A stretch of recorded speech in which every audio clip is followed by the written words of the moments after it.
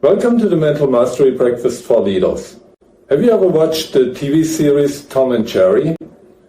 It's a cartoon where Tom, who is a tomcat, tries to outsmart Jerry, who is a mouse, but actually more often Jerry outsmarts Tom than the other way around.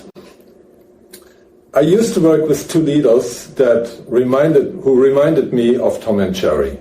Their names were Ken and Hendrik. Ken and Hendrik were very senior leaders. Ken was in fact the Chief Marketing Officer, CMO, and Hendrik was the Chief Commercial Officer, CCO. And they had to obviously work closely together because both of them had the same mission to increase the business. And Ken and Hendrik couldn't be more different types.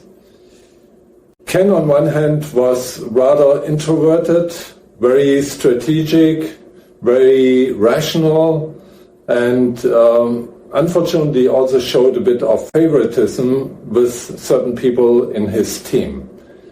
On the other hand, there was Hendrik, who was very outgoing, very extroverted, who loved to talk a lot, and who was really good at meeting new people, making connections, and a kind of typical sales type of person.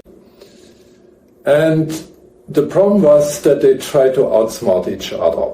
Rather than openly discussing how they would approach certain things, they would rather want to fight each other and leverage other people that they had a close connection with, playing kind of all sorts of tricks. And their boss, the CEO, was very frustrated with that. He had many conversations with each of them, with both of them, but it just didn't get any better.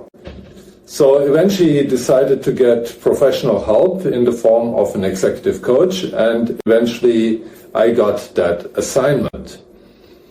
And it's actually not my first, what I call pair coaching assignment.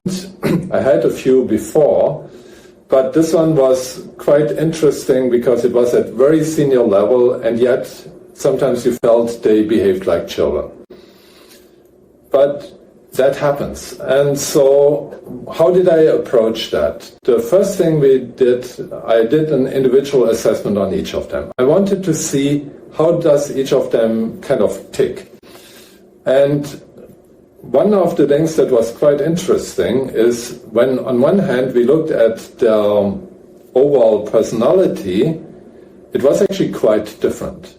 But when you looked at the specific behavioral traits, which is not the same as personality, they were actually in many areas very similar. For example, both were very analytical. Both had a reasonable degree of risk-taking. Both of them were very careful to potential risks. Both of them were actually relatively high in warmth and empathy and somewhat medium in enforcing things, and so on. So they had a lot of similarities, even though they seemed at first glance very different. And so we had a mix of one-on-one sessions and pair sessions to really work out the kinks. And it turned out again that mental mastery concepts were at play. Both of them were actually not very high when it came to self-acceptance. They both had a relatively high degree of self-improvement, but self-acceptance was more moderate, more in the 5-ish out of 10 area. And that leads to some degree of self-criticalness.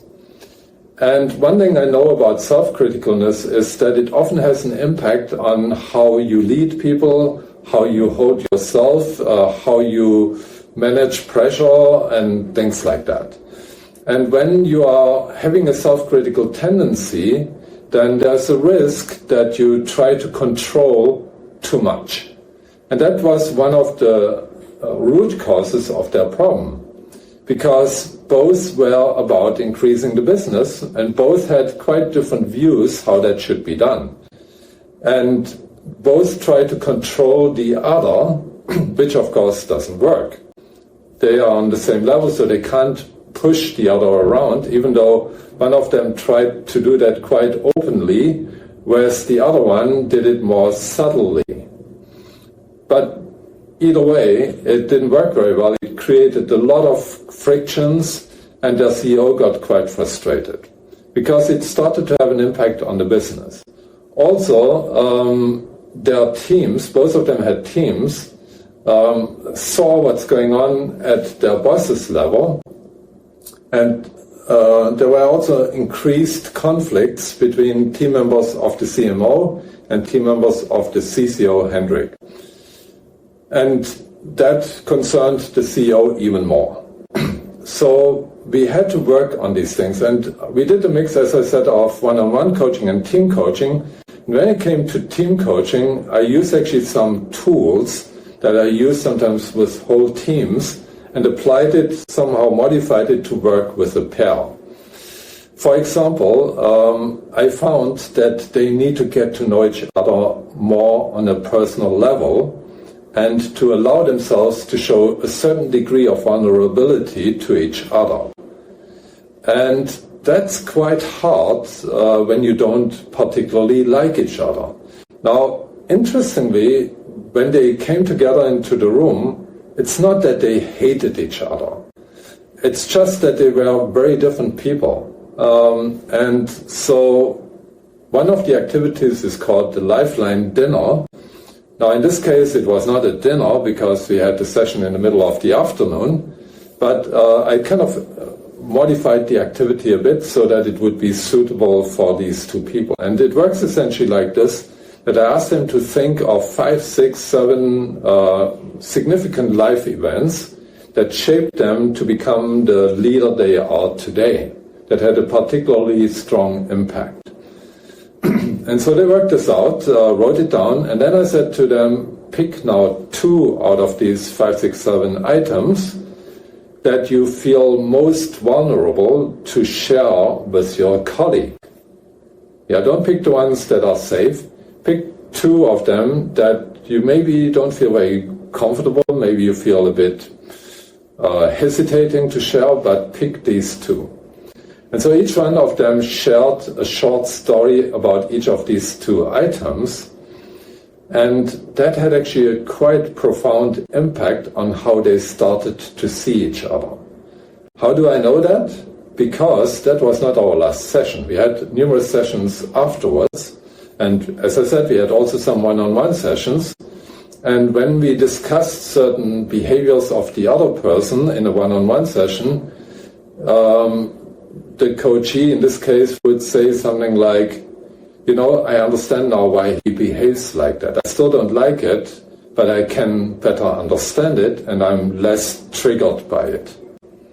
And the other coachee said something similar. And that's actually a really great sign.